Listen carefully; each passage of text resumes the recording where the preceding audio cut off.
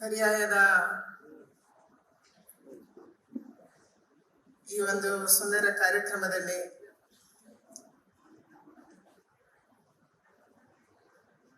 ಪರ್ಯಾಯ ಪೀಠವನ್ನ ಏರಿದಂತ ಪೂಜ್ಯ ಶ್ರೀ ಶ್ರೀ ಶ್ರೀ ಸುಗುಣೇಂದ್ರ ತೀರ್ಥ ಶ್ರೀಪಾದರವರ ಪಾದಾರವಿಂದಕ್ಕೆ ವಂದನೆಯನ್ನು ಸಲ್ಲಿಸುತ್ತ, ಕಿರಿಯ ಸ್ವಾಮೀಜಿಗಳಾದ ಶ್ರೀ ಶ್ರೀ ಶ್ರೀ ಸುಶೀಂದ್ರ ತೀರ್ಥ ಸ್ವಾಮೀಜಿಗಳ ಪಾದಾರವಿಂದಕ್ಕೆ ವಂದಿಸಿ, ಧರ್ಮಸ್ಥಳದ ಧರ್ಮಾಧಿಕಾರಿ ಪೂಜ್ಯ ಡಾಕ್ಟರ್ ವೀರೇಂದ್ರ ಹೆಗಡೆ ಅವರೇ, ಇಡೀ ವಿಶ್ವದಲ್ಲಿ ಕೃಷ್ಣನನ್ನ ಪರಿಚಯಿಸಿದಂತ, ಯಾರಿಗೆ ನಮ್ಮ ರಾಮ ಕೃಷ್ಣ ಗೊತ್ತಿಲ್ಲ ಅವರಿಗೆ ಕೂಡ ಹರೇ ರಾಮ ಹರೇ ಕೃಷ್ಣ ದ ಮೂಲಕ ನಮ್ಮ ವಿಚಾರ ಆಚಾರವನ್ನ ಮತ್ತು ದೇವರನ್ನ ತಿಳಿಯಪಡಿಸಿದಂತ ಇಸ್ಕಾನಿನ ಮಧುಪಂಡಿತ ದಾಸ್ ಅವರೇ, ರಾಜ್ಯದ ಹಿರಿಯ ನಾಯಕರು, ಧಾರ್ಮಿಕ ಕೆಲಸಗಳಿಗೆ ಮುಂಚೂಣಿಯಲ್ಲಿ ನಿಂತು ಕೆಲಸ ಮಾಡಿದಂತ ನಮ್ಮ ಹಿರಿಯರಾದ ಮಾಜಿ ಮುಖ್ಯಮಂತ್ರಿಗಳಾದ BS ಯಡಿಯೂರಪ್ಪನವರೇ, ಜಿಲ್ಲೆಯ ಉಸ್ತುವಾರಿ ಸಚಿವರಾದಂತ ಲಕ್ಷ್ಮೀ ಹೆಬ್ಬಾಳ್ಕರ್ ಅವರೇ, ವಿರೋಧ ಪಕ್ಷದ ನಾಯಕರಾದಂತ ಕೋಟ ಶ್ರೀನಿವಾಸ್ ಪೂಜಾರಿ ಅವರೇ, ನನ್ನೆಲ್ಲ ಶಾಸಕ ಮಿತ್ರರೇ, ವೇದಿಕೆಯಲ್ಲಿರುವಂತ ಎಲ್ಲ ವಿದ್ವಾಂಸರೇ, ಗಣ್ಯರೇ, ಬೇರೆ ಬೇರೆ ಸಂಘ ಸಂಸ್ಥೆಗಳಿಂದ ಬಂದಿರುವಂತ ಪೂಜ್ಯರೇ, ಇಲ್ಲಿ ಬಂದಿರುವಂತ ಎಲ್ಲ ಕೃಷ್ಣನ ಭಕ್ತರೇ, ಮಾಧ್ಯಮದ ಸ್ನೇಹಿತರೆ,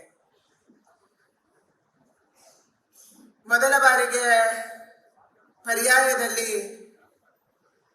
ದೇಶ ವಿದೇಶದಿಂದ ಬಂದಂತ ಅತಿಥಿಗಳನ್ನ ನಾವು ನೋಡ್ತಾ ಇದ್ದೀವಿ. ಪೂಜ್ಯ ಸುಗುಣೇಂದ್ರ ತೀರ್ಥರು ಒಂದು ರೀತಿಯ ಕಟ್ಟಳೆಗಳನ್ನ ದಾಟಿ ನಮ್ಮ ಕೃಷ್ಣನನ್ನ, ಉಡುಪಿಯ ಕೃಷ್ಣನನ್ನ ಪ್ರಪಂಚಕ್ಕೆ ಸಾದರಪಡಿಸಬೇಕು ಅನ್ನುವಂತ ಒಂದು ದೊಡ್ಡ ದಾಪುಗಾಲನ್ನ ಇಟ್ಟರು. ಇದರ ಪರಿಣಾಮವಾಗಿ ಇವತ್ತು ದೇಶದ ಬೇರೆ ಬೇರೆ ಭಾಗದಲ್ಲಿ ಮತ್ತು ವಿದೇಶಗಳಲ್ಲಿ ಕೂಡ ಉಡುಪಿಗೆ ಬರುವಂತ ವಿದೇಶಿಯರ ಸಂಖ್ಯೆ ಜಾಸ್ತಿ ಆಗಿದೆ. ಇವತ್ತಿನ ಪರ್ಯಾಯದಲ್ಲಿ ಕೂಡ ಅವರು ಭಾಗವಹಿಸಿ ಸಾರ್ಥಕತೆಯನ್ನ ಪಡಿತಾ ಇದ್ದಾರೆ. ಹೊಸದಾಗಿ ಯೋಚನೆ ಮಾಡುವಂತ ಒಂದು ಸ್ವಭಾವ ಪೂಜ್ಯರದು.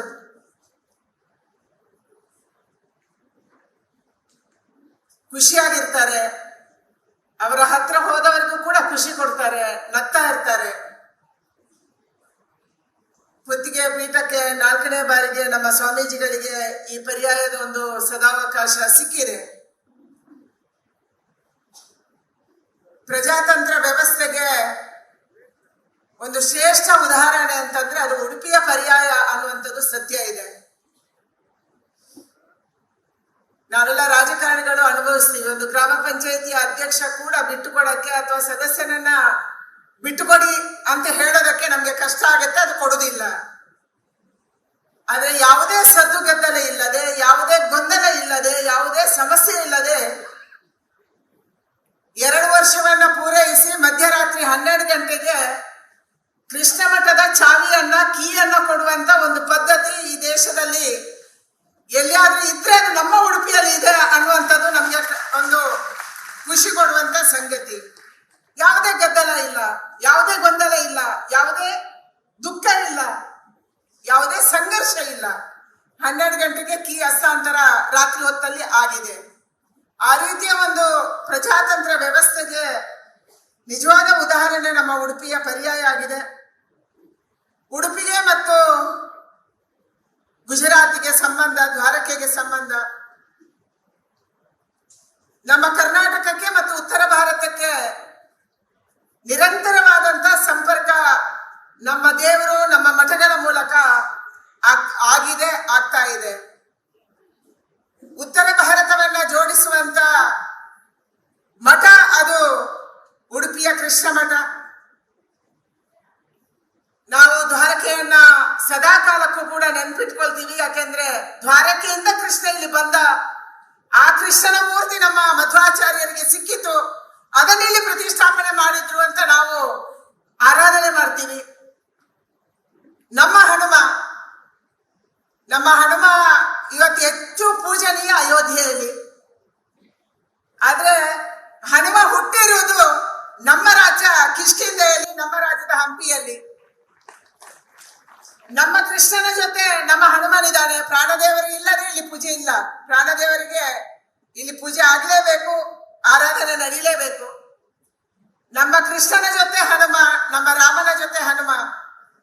ಅಲ್ಲಿ ಬಾಲರಾಮನ ಪ್ರತಿಷ್ಠೆ ಆಗುವಂತ ಸಂದರ್ಭದಲ್ಲಿ ಇಲ್ಲಿ ಬಾಲಕೃಷ್ಣನಿಗೆ ಪರ್ಯಾಯೋತ್ಸವ ನಡೀತಾ ಇದೆ. ಅದು ನಮ್ಗೆ ಒಂದು ರೀತಿಯಲ್ಲಿ ಖುಷಿ ಕೊಡುವಂತ ಸಂಗತಿ.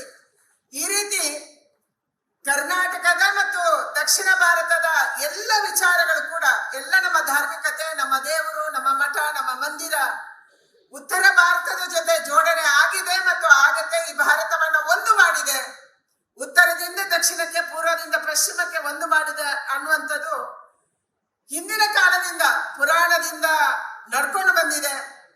ಅದಕ್ಕಾಗಿ ಈ ಭಾರತ ಒಂದಾಗಿದೆ, ಈ ಭಾರತ ಒಟ್ಟಾಗಿದೆ. ಈ ಭಾರತವನ್ನ ಯಾರು ಕೂಡ ನಾವು ವಿಘಟನೆ ಮಾಡ್ತೀವಿ ಅನ್ನುವಂಥದ್ದನ್ನು ಯೋಚನೆ ಮಾಡಕ್ಕೆ ಸಾಧ್ಯ ಇಲ್ಲ. ಆ ರೀತಿಯ ಒಂದು ಜೋಡಣೆಯನ್ನ ನಮ್ಮ ಹಿರಿಯರ ಕಾಲದಿಂದ ಮಾಡ್ತಾ ನಮ್ಮ ಹಿರಿಯರು ಬಂದಿದ್ದಾರೆ. ಅದಕ್ಕೆ ದೇವರ ಆಶೀರ್ವಾದನೂ ಕೂಡ ಇದೆ. ಇವತ್ತು ನಮ್ಮ ಉಡುಪಿಯ ಪರ್ಯಾಯ ಅಂದ್ರೆ ಅದೊಂದು ಧಾರ್ಮಿಕತೆಗೆ ಉದಾಹರಣೆ. ಉಡುಪಿಯ ಪರ್ಯಾಯ ಅಂದ್ರೆ ಸಾಂಸ್ಕೃತಿಕತೆಗೆ ಉದಾಹರಣೆ. ಉಡುಪಿಯ ಪರ್ಯಾಯ ಅಂದ್ರೆ ನಮ್ಮ ಎಲ್ಲ ಕಲೆಗಳ ಪ್ರದರ್ಶನ. ಇದೇ ವೇದಿಕೆಯಲ್ಲಿ ಮುಂದಿನ 2 ವರ್ಷಗಳ ಕಾಲ ವೇದದ ಹಲವಾರು ಕಾರ್ಯಕ್ರಮಗಳು, ನೃತ್ಯದ ಕಾರ್ಯಕ್ರಮಗಳು, ಸಂಗೀತದ ಕಾರ್ಯಕ್ರಮಗಳು, ದೇಶ ವಿದೇಶದಿಂದ ಬಂದಂತ ಹಲವಾರು ಕಲಾವಿದರು ಇದೇ ವೇದಿಕೆಯಲ್ಲಿ ನಿರಂತರವಾಗಿ ಕಾರ್ಯಕ್ರಮಗಳನ್ನ ಕೊಡ್ತಾ ನಮ್ಮ ಒಟ್ಟು ವೈಚಾರಿಕತೆಯನ್ನ ಉಳಿಸುವಂತ, ಬೆಳೆಸುವಂತ ಮತ್ತು ಮುಂದಿನ ಪೀಳಿಗೆಗೆ ತಿಳಿಸುವಂತ ಕೆಲಸವನ್ನ ಈ ವೇದಿಕೆ ಮೂಲಕ ಮಾಡಲಾಗುತ್ತೆ. ತುಂಬಾ ಖುಷಿಯಾಗಿದೆ. ಈ ಪರ್ಯಾಯದಲ್ಲಿ ಇವತ್ತು ವಿಶೇಷವಾಗಿ ಬೇರೆ ಬೇರೆ ಭಾಗದಿಂದ ಬಂದಂತ ಅತಿಥಿಗಳು ಯಶಸ್ವಿಯಾಗಿ ಈ ಕಾರ್ಯಕ್ರಮವನ್ನ ನಡೆಸಿಕೊಟ್ಟಿದ್ದೀರಿ ಮತ್ತು ಪುತ್ತಿಗೆ ಶ್ರೀಗಳ ಮೇಲೆ ಪ್ರೀತಿ ಇಟ್ಟು ಬೇರೆ ಬೇರೆ ಭಾಗಗಳಿಂದ ಸಹಾಯಹಸ್ತವನ್ನ ಚಾಚಿದ್ದೀರಿ. ಅದಕ್ಕಾಗಿ ಉಡುಪಿಯ ಪರವಾಗಿ ನಿಮ್ಮೆಲ್ಲರಿಗೆ ಕೂಡ ನಾನು ಧನ್ಯವಾದಗಳನ್ನ, ಅಭಿನಂದನೆಗಳನ್ನ ಹೇಳ್ತಾ, 1-2 ವರ್ಷದ ಹಿಂದಿನ ಪರ್ಯಾಯದ ಅದವಾರ ಮಠದ ಪರ್ಯಾಯ ನೆನಪಾಗುತ್ತೆ. ಪರ್ಯಾಯದ 2 ವರ್ಷದಲ್ಲಿ ಒಬ್ಬನೇ ಒಬ್ಬ ಭಕ್ತ ಕೂಡ ನಮ್ಮ ಉಡುಪಿಗೆ ಬಂದಿರಲಿಲ್ಲ. ಯಾಕಂದ್ರೆ ಕೊರೋನಾದ ಒಂದು ಕೆಟ್ಟ ಪರಿಸ್ಥಿತಿ ಅವತ್ತು ಇತ್ತು. ಏನೂ ಇಲ್ಲದೆ ಕೂಡ ಪರ್ಯಾಯ ಮುಗ್ದೋಯ್ತು, 2 ವರ್ಷ ಮುಗ್ದೋಯ್ತು. ಅದಾದ್ಮೇಲೆ ಕೃಷ್ಣಾಪುರ ಮಠದ ಸ್ವಾಮೀಜಿಗಳು ಬಂದ್ರೆ ಏನೋ ಒಂದು ಸ್ವಲ್ಪ ಆರಂಭ ಆಯ್ತು. ಇವತ್ತು ಕೊರೋನಾ ಹೋಗಿದೆ, ದೇಶ ಸುಭಿಕ್ಷೆ ಆಗ್ತಾ ಇದೆ. ನಮ್ಮ ಜಿಲ್ಲೆಯಲ್ಲಿ ಕೂಡ ವಿಶೇಷವಾಗಿ ಎಲ್ಲ ರೀತಿಯಲ್ಲಿ ಸುಸೂತ್ರವಾಗಿ ಕಾರ್ಯಕ್ರಮಗಳು ಮತ್ತು ವ್ಯವಸ್ಥೆಗಳು ನಡೀತಾ ಇರುವಂತ ಸಂದರ್ಭದಲ್ಲಿ ಪುತ್ತಿಗೆ ಶ್ರೀಗಳು ಈ ಪರ್ಯಾಯ ಪೀಠವನ್ನ ಏರಿದ್ದಾರೆ. ಮುಂದಿನ 2 ವರ್ಷಗಳ ಕಾಲ ನಿರಂತರವಾಗಿ ನಾವೆಲ್ಲರೂ ಸೇರಿ ಈ ಕೃಷ್ಣನ ಸೇವೆಯಲ್ಲಿ ಅವರ ಜೊತೆ ಭಾಗಿಯಾಗೋಣ ಅನ್ನುವಂತ ಮಾತನ್ನು ಹೇಳಿ, ಖಂಡಿತವಾಗಿ ಕೃಷ್ಣ ನಮ್ಮೆಲ್ಲರಿಗೆ ಹರಸ್ತಾನೆ. 22ನೇ ತಾರೀಕು ಏನು ಅಯೋಧ್ಯೆಯಲ್ಲಿ ಶ್ರೀರಾಮನ ಪ್ರತಿಷ್ಠಾಪನೆ, ಬಾಲರಾಮನ ಪ್ರತಿಷ್ಠಾಪನೆ ಆಗುತ್ತೆ. ಅದಕ್ಕೆ ನೀವೆಲ್ಲರೂ ಸೇರಿ, ಪೂಜ್ಯ ಶ್ರೀಗಳು ಸೇರಿ ಆಶೀರ್ವಾದವನ್ನು ಮಾಡಿ ಅದು ಯಶಸ್ವಿಯಾಗಿ ಆಗುವಂತೆ ನಮ್ಮ ದೇಶದ ಶ್ರದ್ಧೆ, ನಮ್ಮ ದೇಶದ ನಂಬಿಕೆ, ನಮ್ಮ ದೇಶದ ಗೌರವ ಅದನ್ನ ಇಡೀ ವಿದೇಶದಲ್ಲಿ ಎತ್ತಿ ಹಿಡಿಯುವ ರೀತಿಯಲ್ಲಿ ಭಾರತ ಮತ್ತೊಂದ್ಸರಿ ಜಗದ್ಗುರು ಆಗುವ ರೀತಿಯಲ್ಲಿ ಆ ಬಾಲಕೃಷ್ಣ ಆಶೀರ್ವಾದವನ್ನು ಮಾಡಲಿ ಅನ್ನುವಂತ ಪ್ರಾರ್ಥನೆಯನ್ನ ಸಲ್ಲಿಸಿ ನಿಮ್ಮೆಲ್ಲರಿಗೆ ವಂದಿಸಿ ನನ್ನ ಮಾತು ಮುಗಿಸ್ತೀನಿ. ನಮಸ್ಕಾರ, ಜೈ ಹಿಂದ್. ನ್ಯೂಸ್ ಫಸ್ಟ್, ನಿರ್ಭೀತಿಯಿಂದ ನಿಮ್ಮ ಪರವಾಗಿ.